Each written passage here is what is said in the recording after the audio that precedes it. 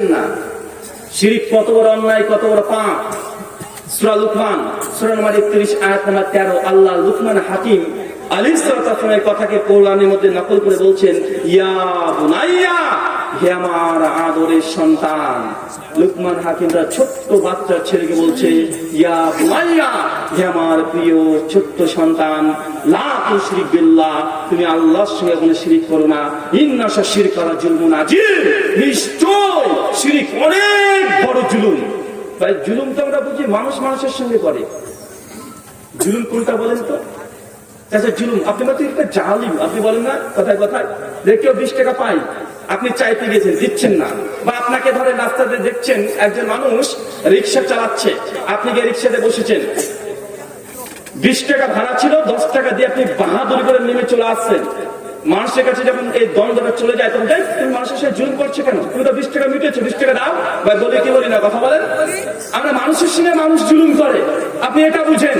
আপনার 4 কাঠা জমি ছিল, কেউ বাহাদুরি করে আপনার জমির 1 হাত কেউ ঢুকে গেছে, রিপাচি দিয়ে দিয়েছে, আপনি তখন বলছেন আমার সঙ্গে জুলুম করেছে, এবার জালেম। বা বলছি কি বলছি না বলি, মানে আমরা এটুকু বুঝলাম যে বান্দা বান্দার সঙ্গে জুলুম করে, কিন্তু আল্লাহ বলছে ইন্নাশা শিরকা লাযুলমুন আযীম, নিশ্চয়ই শিরক হচ্ছে সবচাইতে বড় জুলুম।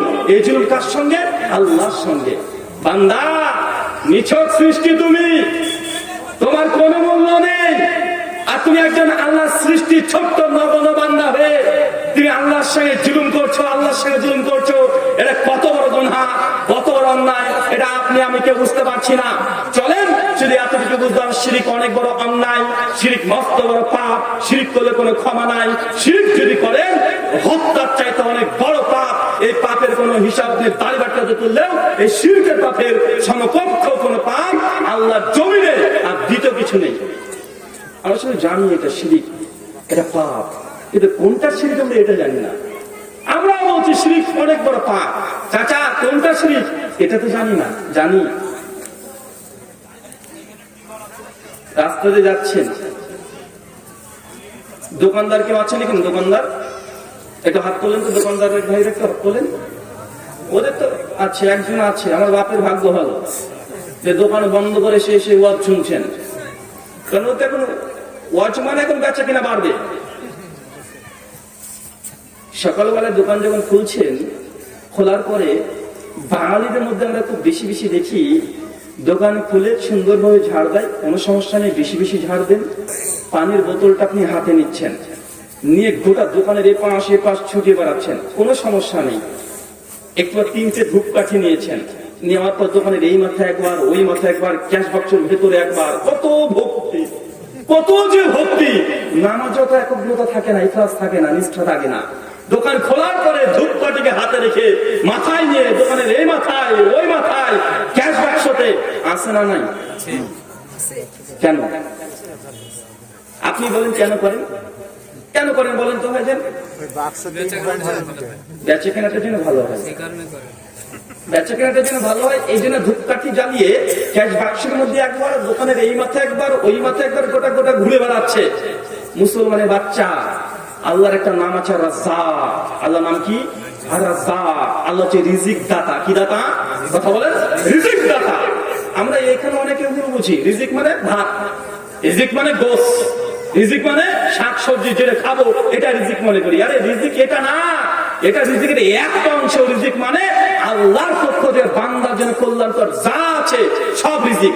নেকটা যদি সন্তান পান, এটা আপনার জন্য রিজিক। কথা বুঝতে পারলেন না? শুধু ভাতটা রিজিক না, টাকা শুধু রিজিক না। আপনার যদি সন্তান নেককার পর্যায়ের সন্তান, ব্রেন ভালো, হাফেজে কোরআন, খুব সুন্দর মানুষের সঙ্গে আচরণ ব্যবহার করে, এই সন্তান আপনার কাছে সবচেয়ে বড় রিজিক।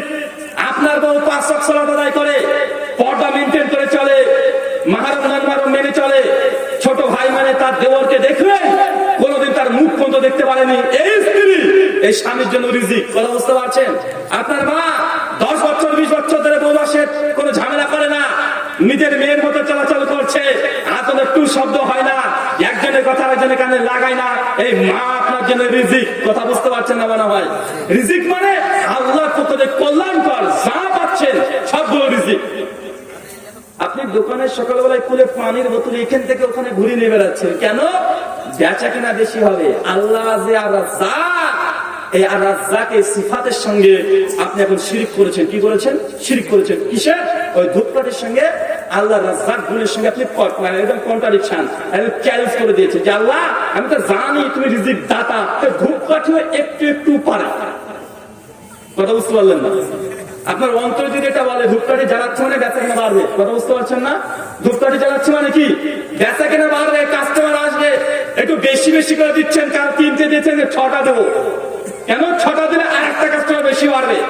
অন্তর যদি এমন একবার বলে ওঠে, অন্তরে কলবের মধ্যে থেকে একবার যদি বলে ওঠে ধূপকাঠি জ্বালাচ্ছি বেচা কেনা বেশি হবে, আল্লাহ যা রাজ্জাক, আল্লাহর আসমা ও সিফাতে রাজ্জাক গুণের সঙ্গে আপনি চ্যালেঞ্জ করেছেন। মানে আল্লাহ তুমিও পারো, ধূপকাঠিও পারে। এটা কিসের সঙ্গে শিরিক হলো? আল্লাহকে রাজ্জাকরে কমপ্লিটলি মানলেন না, যদিও মনে করছেন যে আল্লাহ রাজ্জাক। পাশে আমাদের হিন্দু দাদারা আছে, চলে যাবেন, কালকে চলে যান, গিয়ে বলেন যে পণ্ডিতজি এই যে মাটির একটা পুজো আপনি করছেন, ইনি কি কিছু দিতে পারে? অনেক পরিষ্কার বলি, দাদা আমরা জানি এটা দেয় না, এটা তো মাধ্যম। আমরা দেবী দুর্গা, লক্ষ্মী, কালী, সরস্বতী, ভগবতী, জগদ্ধাত্রী, মনসা, এই যে দুর্গা পুজো, লক্ষ্মী পুজো গুলো করছি, এরা দেয় না, এটা তো দেবতা, এরা ক্ষমতা নেই। এবং এই দেবতা গুলো ওই ঈশ্বর পরমাত্মার কাছ থেকে তিনি নিয়ে এসে আমাদেরকে দেন, বন্টন করেন। কথা বুঝতে পারছেন? মানে মাঝখানে তার এখানে কি করেছেন? ঈশ্বরের সঙ্গে বান্দার সঙ্গে মাঝখানে একজন ভায়া মাধ্যম দিয়েছে। কেন? সরাসরি ঈশ্বর দিচ্ছেন না, মাঝখানে কোন দেবতাকে রাখতে হচ্ছে। আর আপনি মুসলমানের বাচ্চা, আপনিও আর রাজ্জাক, আল্লাহর এই গুণ, এই সিফাত জানাবো যারা পরেও ধূপকাঠি উপরে নির্ভর করে মনে করছেন আপনার বেচা কিনা ধূপকাঠি তো একটা হলো কাস্টমার বাড়িয়ে দেয়, এটা আল্লাহ রাজ্জাক এই গুণের সঙ্গে আপনি শিরক স্থাপন করেছেন। আচ্ছা, আমাদের আমি দেখেছি বিশেষ করে আমাদের মুর্শিদাবাদে এবং বীরভূমের সাইডে বাড়িতে দোকানে একটা ছবি পাওয়া যায়, একটা ছবি আছে ফ্রেমে খুব বড় করে, একটা পায়রা আছে। কি আছে? পায়রা, কবুতর।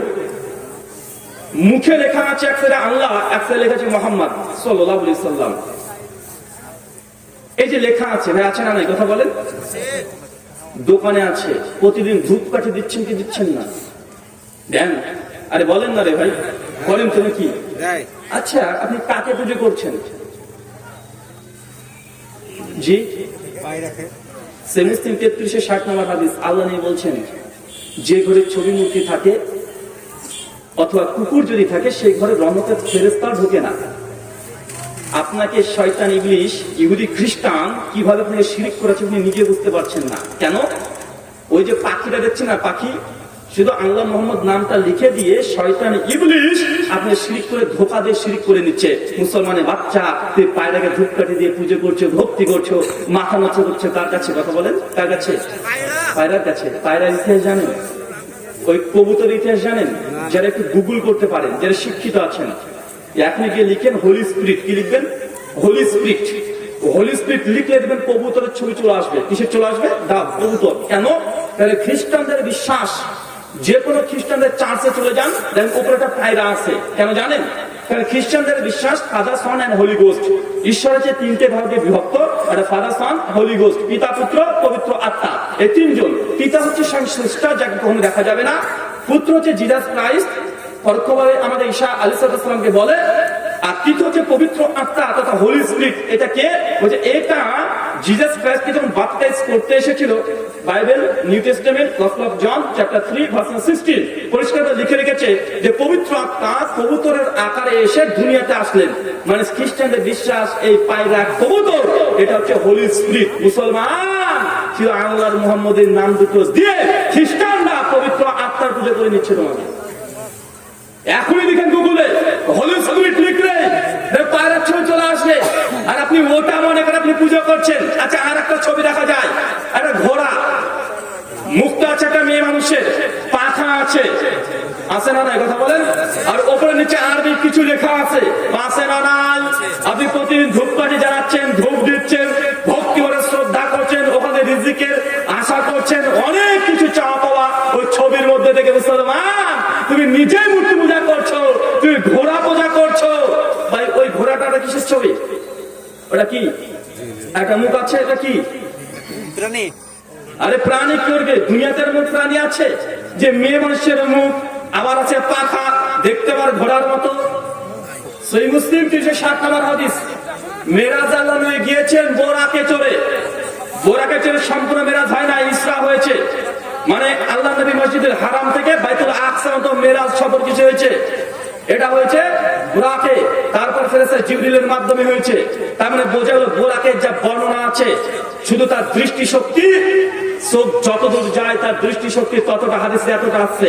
তার সাইজ ঘোড়ার চাইতে একটু ছোট, গাধার চাইতে একটু বড়। কিন্তু বোরাকের যে পাখা ছিল, মেয়ে মানুষের মতন চেহারা, এটা কোরআন হাদিসে নাই। কথা বুঝতে পারছেন? শুধু হাসান বাসরি এবং তাবেঈ ইসরাইলি একটা রিওয়ায়াত বর্ণনা করেছে যে বোরাকের নাকি পাখা ছিল। যদিও অনেক ওলামারা এই হাদিসকে জাল বলেছে, এটা ইসরাইলি রিওয়ায়াত। এই জন্য মানে বোরাক যে ছবিটা দেখছেন বোরাকের ছবিও না, আপনি ঘোড়ার পুজো করছেন, আছে না নাই? কথা বলেন। হিন্দুরা গরু পুজো করছে, আপনি খুব দেখে বলছেন কি রে ভাই এরা গরু পূজা করছে। শয়তান যে আপনার অন্তর থেকে আল্লাহকে বিশ্বাস করার পরেও আপনি যে শিরক করছেন, এটা আপনি ধরতেই পারেননি। শয়তান কত আপনার রগে শিরায় শিরায় যে থাকবে বলেছে না, আরব 7 থেকে 14 নম্বর করে নিবেন ইবনে কাসিরের তাফসীর সহ। শয়তান যে কিভাবে আপনাকে ভ্রষ্ট করে দিচ্ছে, ইবাদতকে ধ্বংস করে দিচ্ছে, এটা আপনি নিজে বুঝতে পারছেন না। শিরক কেমন ভাবে করাবে আপনি নিজে বুঝতে পারবেন না। আর কয়েকটা শিরক বলবো যেটা আপনি করেন জানেন না। আচ্ছা, যারা গাড়ি ঘোড়া আছেন, লরি ট্রাক মারুতি চালান কেউ আছেন এরকম? এটা হাত তোলেন, ড্রাইভার ভাইয়েরা এখন তুলেছে একজন। আচ্ছা, রাস্তায় যখন গাড়ি চালাচ্ছেন, হঠাৎ করে ডান দিক থেকে বাম দিকে কালো গরু, কালো একটা বিড়াল চলে গেল, আপনি কি করেন?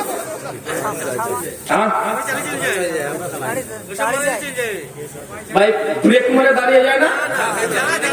দাঁড়ায়, হ্যাঁ দাঁড়ায়, একদম দাঁড়িয়ে। মোটরসাইকেল দাঁড়াবে না, ও তো সায়েন্সে বিশ্বাস করে, বিজ্ঞানে বিশ্বাস করে, ও তো যুবক, ও জানে কিছু হবে না।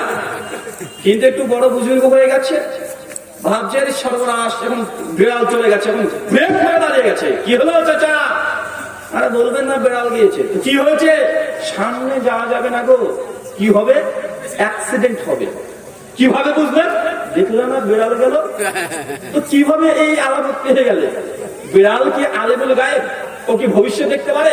আরে মানুষের বাচ্চা আসল মাতলুকা, তুমি তোমার ভবিষ্যৎ দেখতে পেলে না, আর কোথাকার কোন বিড়াল ও নাকি আপনার ভবিষ্যৎ দেখেছে, আপনাকে বাধা দিতে চলে এসেছে। এই তো মানুষের বাচ্চা রাখি না। এখানে আল্লাহর সঙ্গে এই বেড়ালের আপনি একটা শিরক করেছেন আপনার সিফাতে। আল্লাহ জাল আলিম, আল্লাহ সবচেয়ে জ্ঞানী, আল্লাহর কাছে অতীত ভবিষ্যৎ বর্তমান কোনো কিছুই নাই। কিন্তু আপনি মনে করলেন যে বেড়াল আপনার ভবিষ্যৎ আগে দেখে নিয়েছে, মানে বেড়াল ভবিষ্যতে কি হবে এটা আগে দেখে নিয়েছে, দেখেছে আপনাকে বাঁচানোর জন্য, ও আপনার পথে এসে কাটা দিয়ে দিয়েছে। এটাতে আপনি কোথায় শিরক করেছেন বুঝতে পারছেন? একটা হাদিস তো আপনারা জানেন, এটির আল্লাহর 99টি নাম যদি কেউ মুখস্থ করে তাহলে তার জন্য কি আছে? জান্নাত আছে, তাই না ভাইজান? শুধু আল্লাহর নাম মুখস্থ করলেন হয়ে গেল? আল্লাহর নামের যে গুণ, এইগুলো যখন বুঝবেন আর নিজের মধ্যে আমল করবেন, তখন বুঝতে পারবেন যে আল্লাহর নামের এক একটা ওয়েট কত, আল্লাহর এক একটা নামের ওয়েট কত, তখন বুঝতে পারবেন। আল আলিম, আল্লাহ যে সর্বজ্ঞানী, এই গুণের সঙ্গে আপনি এখানে কি করেছেন? কথা বলেন, শিরক করেছেন। বেড়ালকে মনে করছেন বেড়ালও ভবিষ্যৎ জানে, একটু হলেও জানে। ভাই মনে করছি কি করছি না?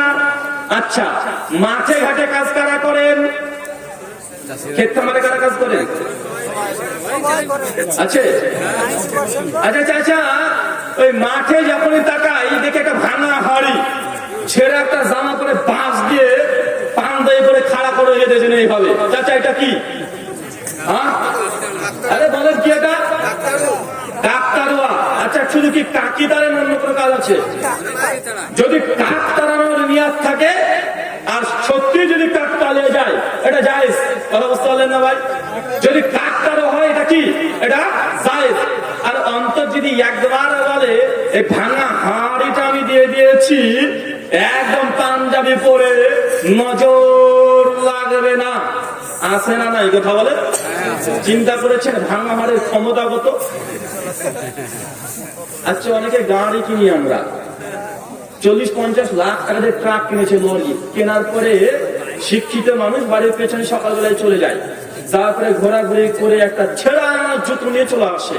এবার লরি কিনেছি যে একদম, তো কি হয়েছে, ছেঁড়া জুতো, লরির সামনে দুটো পিছনে দুটো। কেন? এটা থাকলে অ্যাক্সিডেন্ট হবে না। আছে না নাই চাচা? ছেঁড়া জুতোর ক্ষমতা দেখেছেন? কত বড় পাওয়ার ছেঁড়া জুতো, ওটা থাকলে নাকি অ্যাক্সিডেন্ট হবে না। মুসলমানের গাড়িতেও ছেঁড়া জুতো ঝুলছে, আছে না নাই? খাজা বাবা প্রতি কোন কাছ থেকে গিয়ে কি পতাকা তুলে এসে গাড়ির আয়নার সাইডে ঝুলছে। কেন? এখানে আর অ্যাক্সিডেন্ট হবে না। এটা যে মুসলমান, কি কথা বলেন, এটা হচ্ছে মুসলমানই আকীদা লালন করে। এই বস্তা পচা আকীদা মুসলমান লালন করছে। আল্লাহু সামাদ, আল্লাহ যে কারো মুখাপেক্ষী নয়, এই গুণ আপনি এখন বলে বুঝতে পারেননি। সুরা প্রতিদিন পড়ছেন, আল্লাহু সামাদ, আল্লাহ কারো মুখাপেক্ষী নন। গোটা সৃষ্টি জগৎ তিনি রচনা করছেন, আপনার ভালো মন্দ সবকিছু আল্লাহ সুবহানাহু ওয়া তাআলা তিনি নিয়ন্ত্রণ করছে। অথচ আপনি একটা পতাকা কোথা থেকে কিনে এসেছে, একটা ধাগা কোথা থেকে নিয়ে এসেছে, ওটা দিয়ে আপনি মনে করছেন আপনার বালা মুসিবত সব দূর হয়ে গেল। বা আছে না নাই কথা বলে? আল্লাহ সুবহানাহু ওয়া তাআলা মুসলিম উম্মাহকে তোমার শান, তোমার সিফাত, তোমার রুবুবিয়্যাহ, তোমার উলুহিয়্যাহ এগুলো বোঝার তৌফিক দান করে সকলে পড়ি আমিন। আচ্ছা চলো একটু মা বোনের কাছ থেকে ঘুরে আসি। এরা তো এক্সপার্ট, উস্তাদেরা। আগামী রবিবার আসছে, চলে যাবেন সকালবেলায় ট্রাই করতে। বলে খালা মসজিদ করবো গো, 4-5 ধাপ দেখে খাওয়াচ্ছি। একদম বলে কি রে, আজকে রবিবার, বাস কাটতে নেই। চাচা রবিবারে বাস কাটলে কি হয়, কি যে হয়, চাচা জানে 14 দুষ্টিও জানে না। কিন্তু আসে না নাই সমাজে কথা বলে? এটা এসেছে ইহুদিদের কাছ থেকে। ইহুদিদের ওল্ড টেস্টামেন্ট তাওরাত, book of Exodus chapter 7 verse 6। তাদের একটা আকীদা হচ্ছে এটা যে স্রষ্টা ইহোবা এলোহিম গড, তিনি 6 দিনে আসমান জমিন সৃষ্টি করে 7ম দিন তিনি তার সিংহাসনে বসেছেন। এটা ইহুদিদের বিশ্বাস। এবং এটাকে বলে সাবাতের দিন। সাবাতের দিন মানে এই দিনে তাদের কাজ করা সব হারাম। ইসরায়েল দেখবেন সানডে রবিবার সমস্ত কাজ করা নিষিদ্ধ। কেন? এটা সাবাতের দিন। ইহুদিরা এই দিনে একটা গাছের পাতাও ছেড়ে না। আর ভারত, বাংলাদেশ, পাকিস্তান যেহেতু বারের সগীর, আমাদের এটা বিভিন্ন ধর্মের সমন্বয়। কোথা থেকে ইহুদিদের এই আকীদা চলে আসলো যে রবিবারে বাস কাটতে নাই? আছে না নাই কথা বলে? আচ্ছা ধূপকাঠি জ্বালায়, ধূপকাঠি কি দিয়ে তৈরি হয়? গোবর দিয়ে না ভাইজান? এটা কেন করে? কারণ হিন্দু দাদাদের বিশ্বাস গোমাতার 5খানা যা উপাদান আছে সব পবিত্র এবং খাঁটি। যাজ্ঞবল্ক্য সংহিতা 3য় অধ্যায় 19 নম্বর শ্লোক। কেউ যদি কোনো পাপের কর্ম করে ফেলে তাহলে সে এই পঞ্চগর্ভ যদি ভক্ষণ করে সে পাপ থেকে মুক্তি পেয়ে যায়। এবং গোমূত্র নিয়ে অনেক আলোচনা আছে। আমার একটা ইউটিউবে চলে যাবেন, বাংলাতে লিখবেন ব্রাদার রাহুল হোসেন গোমূত্র, এতটুকু লিখলে 3 ঘন্টা একটা আলোচনা পাবেন। ডিটেল ওখানে আলোচনা করেছি। তো তাদের ধারণা গো হচ্ছে তাদের মাতা, তাদের বিশ্বাস তারা করতে পারে এবং তাকে ভগবান হিসেবে জ্ঞানে পুজো তারা করছে। এখন গো থেকে উৎপাদিত মূত্র যেটা আছে এটাকে তারা পবিত্র মনে করে, গোবর এটাকে পবিত্র মনে করছে। তো তারা গোবর দিয়ে যদি এই কাজগুলো করে তাদের গোমাতার একটা অংশ তারা করছে, মেনে নেওয়া যায়। মুসলমান তুমি গোবরের উপরে বিশ্বাস করে ধূপকাঠি জ্বালিয়ে তুমি যে রিজিকের অন্বেষণ করো, এটা আল্লাহর সঙ্গে চ্যালেঞ্জ করা হচ্ছে না? আল্লাহ আর রাজ্জাক ইবনের সঙ্গে কথা বলে হচ্ছে কি হচ্ছে না? হচ্ছে। আমাদের মা বোনেদের কাছে কালকে চলে যাবেন, সকালবেলা দেখবেন থালা বাসন মারছে, আর বাড়ির চালের উপরে যদি কিছু কাঁক এসে সে কাঁ কাঁ করে ডাকে, চাষি আমার বুঝে নিয়েছে, হাউ মা করে কে ধরবে। কি হলো গো চাষি, কাঁদো কেন? চাষি বলবে আমার কে মনে মরেছে রে বাপের বাড়ি। চাষি জেলে বসে আছে, কাক যদি সকালবেলা সে কাঁদে বা কাঁ কাঁ করে, বা পাড়া মানুষ কি বলে কথা বলেন? হ্যাঁ, চাষির 14 গোষ্ঠী করে কাক চিনে বসে আছে একজন। আছে না নাই? বাচ্চা হয়েছে, পাড়ার বুড়ি গুলো দেখবেন আপনাদের চা আসবে, একটা লোহা দেবে, একটা দৃষ্টাই দেয়, ফিতা দিয়ে বেঁধে বলে এখানে বেঁধে রেখে যা চলে। কেন? জিন আসবে না। গোটা খাটটা লোহার, যে খাটে মেয়েটা শুয়েছে গোটা খাটটা লোহার, জানলা গোটাটাই লোহার, দরজা গোটা লোহার। কিন্তু বাচ্চা হওয়ার সঙ্গে সঙ্গে এটা দিয়ে দেওয়া হয় কি হয় না কথা বলে? মানে কত রকমের কুসংস্কার, কত রকমের শিরক, কত রকমের বিদআত আমাদের সমাজে প্রচলিত আছে। যদি একটা করে প্রত্যেক জায়গাতে ধরি, এক এক জায়গাতে 100 শিরক, বিদআত, কুসংস্কার আর প্রত্যেকটা জায়গাতে আপনি যেটা মুসলমান এই জিনিসের জায়গার সঙ্গে দাবি করার সঙ্গে এই আকীদাগুলো কর্মগুলো প্রত্যেকটা সবিরোধিতা করে। আল্লাহ সুবহানাহু ওয়া তাআলা তিনি আমাদেরকে পাপের কর্ম থেকে, এই গুনাহ থেকে, শিরকি আকীদা থেকে, এই বস্তাপচা আকীদা থেকে আমাদেরকে বেরিয়ে আসার তৌফিক দান করো। সকলে পড়ি আল্লাহুম্মা আমিন। আমিলাতুন নাসিবা, মানুষ ইবাদত করে করে করে করে ক্লান্ত হয়ে যাবে। তাসলা নারুন হামিয়া, আমি আল্লাহ তারপরে তাকে জাহান্নামে নিক্ষেপ করব। তার মানে তিনি নামাজ পড়ছেন মানেই জান্নাতে চলে যাবেন এমনটা নয়। আগে আপনার ভিতরের কলব এটা পরিষ্কার করতে হবে। আল্লাহ সুবহানাহু ওয়া তাআলা কি? আল্লাহ সুবহানাহু ওয়া তাআলা রুবুবিয়্যাহ, আল্লাহ কেন ইবাদত করছেন, ইবাদত করলে শিরক হয়ে যাচ্ছে কি যাচ্ছে না, এগুলো আপনাকে পাই টু পাই খাতা কলমে বসে বসে শিখতে হবে। কারণ ইসলাম এটা কি? ইসলাম এসেছে কেন বলেন তো ভাইজান? ইসলামের পূর্ববর্তী যুগকে কি বলা হয়? আর নবী আলাইহিস সালাম যখন নবুয়ত পান নাই তার আগের যুগকে কি বলা হয়?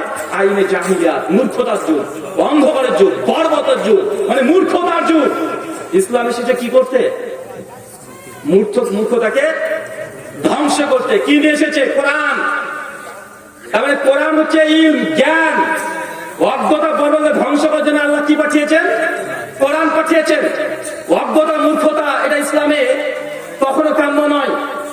আপনাকে অবশ্যই কমপক্ষে আল্লাহ তাওহীদের এই জ্ঞানটা আপনাকে শিখে যেতেই হবে। আল্লাহ সুবহানাহু ওয়া তাআলা আমাদেরকে তাওহীদের জ্ঞান আরো বেশি বেশি আলোচনা শোনার এবং বোঝার তুমি তৌফিক দান করো। সকলে বলি আল্লাহুম্মা আমিন।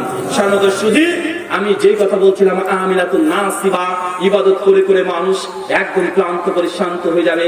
তাসলা নারুন হামিয়া, আমি আল্লাহ তারপর তাকে জাহান্নামে নিক্ষেপ করব। সূরা গাশিয়া আয়াত নম্বর 2 এবং 3।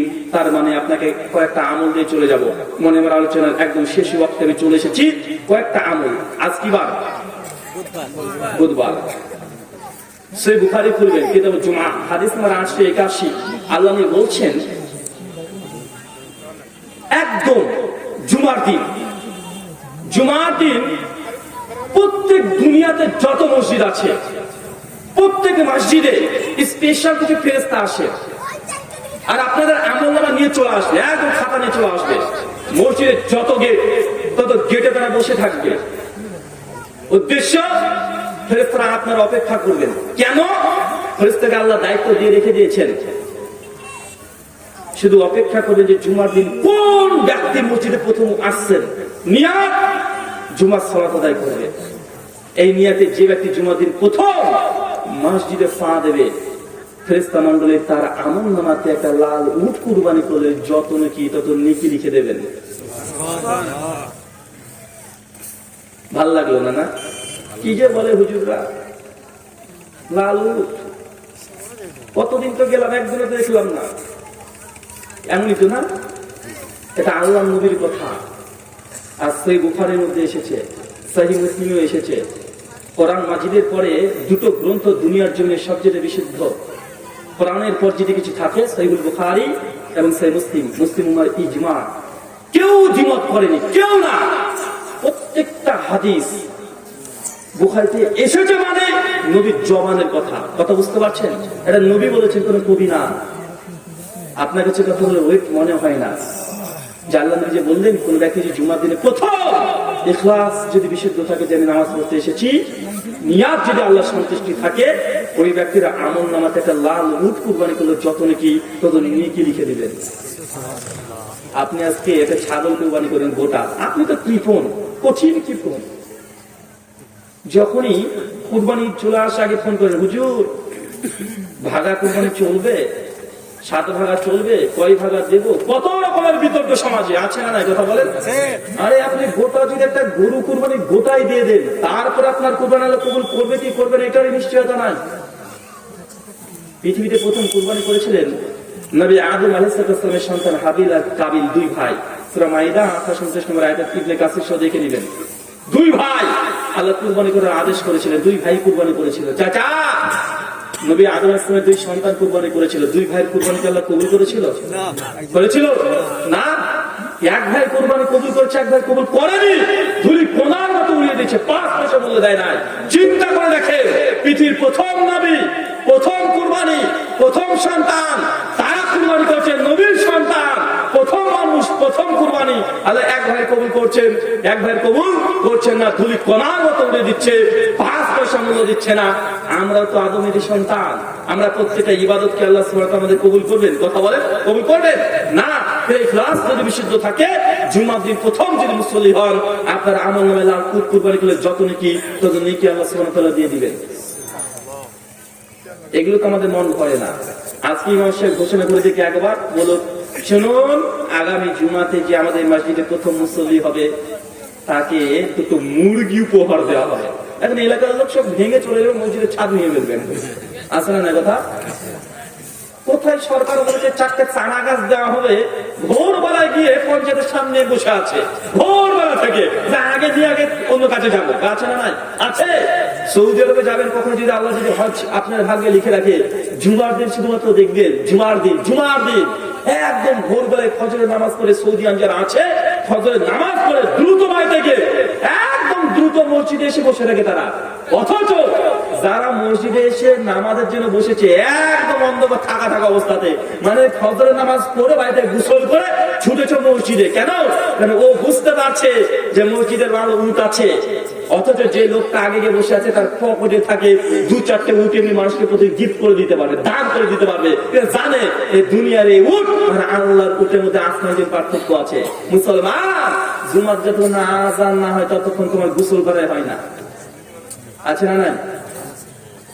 আছে না ভাইজান? যতক্ষণ আযান না শুনছেন ততক্ষণ গোসল হয় না। এটা তো আমরা বাঙালি, আমরা ইসলাম এটা বুঝেছি, ইবাদত আমরা এটা বুঝেছি। জুমার দিন খুতবা চলছে, মুসল্লি একে অপরের সঙ্গে গল্প করছে। আছে না নাই? আল্লাহ বলছেন জুমার দিন কেউ যদি খুতবা ইমাম সাহেব উঠে বলেছে, আপোষে যদি একে অপরের সঙ্গে গল্প করে, মানে আপনাকে বলছে ভাই কটা বাজছে, আপনি যদি বলেন ভাই 9টা 12টা 10, এই কথা বলতে আপনি পারবেন না। আল্লাহ বলছেন যে মুখ খুলবে জিজ্ঞাসা করবে, ওছরে কথা বলা যায় না। অথচ আপনি দিব্যি গল্প করছেন, দিব্যি মোবাইলটা টিপছেন, দিব্যি একে অপরের সঙ্গে হাসাহাসি করছেন। আছে না নাই? কথা বলেন। নামাজই তো পড়েন না, জুমার দিন অন্তত যান, ওই জুমাটাকে শেষ করে দিচ্ছেন। আছে না ভাইজান? আল্লাহ সুবহানাহু ওয়া তাআলা আমাদেরকে অন্তত যে ইবাদত গুলো করছি, এই ইবাদত গুলোকে সঠিকভাবে আমাদেরকে আদায় করার তৌফিক দান করো। সকলে পড়ি আল্লাহুম্মা আমিন। শুকরিয়া, জাযাকাল্লাহু খায়রান, বারাকাল্লাহু ফিকুম, ওয়া মা আলাইনা ইল্লাল বালাগ। আচ্ছা, কিছু প্রশ্ন এসেছে। প্রশ্ন করেছেন, মানুষ মারা গেলে 4 দিন কিংবা 40 দিন পরে যে মিলাদ দেওয়া হয়, এটা কি জায়েজ? মানুষ মারা গেলে আল্লাহ বলছেন সমস্ত আমল বন্ধ হয়ে যায়, ইল্লা সালাত, 3টি আমল থাকে। তার মধ্যে মিলাদের কথা নেই, 40 খানার কথা নেই, বুট গোনা, ছোলা গোনা, কিয়াম করা, দুরুদের আয়োজন করা, এগুলো একটাও নেই। এগুলো আমাদের সমাজের প্রচলিত ট্র্যাডিশন। তাফসিরে মারিফুল কোরআন, মুফতি শফি রাহিমাহুল্লাহ লেখা, সূরাতুল বাকারা, সূরা নম্বর 2, আয়াত নম্বর 41, পৃষ্ঠা নম্বর 35, ডান দিকে চলে যাবেন 15 থেকে 20 নম্বর আয়াত, সরি লাইনে। কি বললাম? তাফসিরে মারিফুল কোরআন, সূরা বাকারা, সূরা নম্বর 2, আয়াত নম্বর 41, পৃষ্ঠা নম্বর 35, ডান দিকে পড়ুন 15 থেকে 20 নম্বর আয়াত, সরি লাইনে। পরিষ্কার ভাবে ওখানে লেখা আছে, মৃত ব্যক্তির নামে 40 খানা করা, দুরুদের আয়োজন করা, মিলাদ করা, এগুলো বিদাতে সাইয়্যা। কি বললাম? কথা বলেন, কথা বলেন। বিদাতে সাইয়্যা। আমাদের আয়েশা রাদিয়াল্লাহু আনহা তিনি বলছেন পরিষ্কার ভাবে, মানে আমিলা আমালান লাইসা আলাইহি আমরুনা ফাহুয়া রাদ। কোন ব্যক্তি এমন কোন আমল করলো যে আমল নবী আলাইহিস সালাম আদেশ করে নাই, আমল নাই, ফাহুয়া রাদ, সেটা বাতিল। যতই ভালো মনে করেন না কেন, এটা ইসলামে জায়েজ নয়। এটা কি? এটা বিদআত। আর মুফতি শফি রাহিমাহুল্লাহ বলে গেছেন এটা বিদাতে সাইয়্যা। সহিহ বুখারী হাদিস নম্বর 2697, আমাদের আয়েশার এই রিওয়ায়াতটা প্রমাণিত আছে। দ্বিতীয় একটা প্রশ্ন, জুমার দিন খুতবা চলাকালীন অবস্থায় নামাজ পড়া যাবে কি যাবে না? ইখতিলাফি মাসালা। মাসলাকে আহলে হাদিস, শাফিঈ এবং হাম্বলি মাযহাবে যদি জুমার খুতবা ইমাম সাহেব দেয়, সহিহ বুখারী 444 নম্বর হাদিস, আল্লাহ নবী বলে দিয়েছেন সাল্লু রাকাতাইন, আগে 2 রাকাত নামাজ না পড়ে যেন না বসে। মাসলাকে আহনাফ তারা বলেছেন সেই সময়তে বসে পড়তে পারবে। আমাদের কাছে নিকটে উত্তম ওটাই যে 2 রাকাত নামাজ পড়েই মসজিদে বসবে, এটা মসজিদের হক। আচ্ছা, অনেকগুলো এসেছে, এত প্রশ্ন উত্তর দেওয়া যাবে না। আর আমার আলোচনার সঙ্গে মিল রেখে প্রশ্ন করেননি। ইমাম সাহেবের পেছনে লাগা কি ঠিক? কিভাবে পেছনে লাগেন ভাই? হ্যাঁ, তাড়িয়ে দেবে ইমামকে? মানে ইমাম সাহেবের পেছনে আপনার লেগে থাকেন? আচ্ছা আচ্ছা, প্রথম কথা, ইমাম সাহেব যদি একজন পরিষ্কার আলেম হয় এবং কোরআন সুন্নাহর কথা বলে, তাহলে এই ইমামের পেছনে লাগলে আল্লাহ কিন্তু আপনার পেছনে লাগিয়ে দেবে কিছু জিনিস। আর ইমাম সাহেব যদি বিদআতি হয়, ফিতনাবাজ হয়, ফাসিক হয়, ফাজের হয়, তাহলে ইমামকে মসজিদে রাখার দরকার নেই, কমিটি চেঞ্জ করে মসজিদে ইমামতি চেঞ্জ করে দিবেন। সে বুখারী মুসলিমের ইমামত অধ্যায়ে আল্লাহ নবীর হাদিস আছে যে ইমামের প্রতি যদি মুসল্লিদের অধিকাংশ নারাজ থাকে, তাহলে ওই ইমামের ইমামতি করাও জায়েজ না। কথা বুঝতে পারছেন? দেখছি এমন একজন ইমাম আছে যে ইমামের পেছনে অধিকাংশ মুসল্লি যদি নারাজ থাকে, পছন্দ করে না, তাহলে ওই ইমামকে আল্লাহ নবীর আদেশ যে তুমি ওখানে ইমামতি করবে না। আর 2 নম্বর বিষয়, আমার লেখা কিছু বই আছে গাড়িতে, মৃত ব্যক্তির জন্য জীবিতদের করণীয় এবং বর্জনীয়। কারণ এটা নিয়ে সবচেয়ে আমাদের সমস্যা বেশি আছে। কেন জানেন? কারণ মানুষ মারা গেলে আর কি করবে? একদিন তো নামাজ কিছু করেনি, এখন তো হুজুরা তৈরি করেছে, মানুষ মারা গেছে বেনামাজির গোরস্থানে গিয়ে বলছে তোর বাপ তো বেনামাজি, 5,000 টাকা দিয়ে দিস। এখন বেনামাজিকে নামাজি বানাচ্ছে কবরস্থানে গিয়ে হুজুরে। আছে না নাই? কথা বলেন। বেনামাজিকে নামাজি বানিয়ে দিচ্ছে। আশ্চর্য, কত রকমের মানে মানুষের এক এক জায়গাতে এক এক রকমের ব্যবসা চলছে। আল্লাহ সুবহানাহু ওয়া তাআলা আমাদের প্রত্যেককে এখান থেকে হেফাজত করো, সকলে করি আমিন। ওয়া মা আলাইনা ইল্লাল বালাগ। সুবহানাকাল্লাহুম্মা ওয়া বিহামদিকা আশহাদু আল্লা ইলাহা ইল্লা আনতা আস্তাগফিরুকা ওয়া আতুবু ইলাইকা। আসসালামু আলাইকুম ওয়া রাহমাতুল্লাহি ওয়া বারাকাতুহু। বলুন বলুন বলুন একটু বলুন। আমার উত্তর দিতে লাগলে 5-7 মিনিট লাগে, তার মানে 20 মিনিট।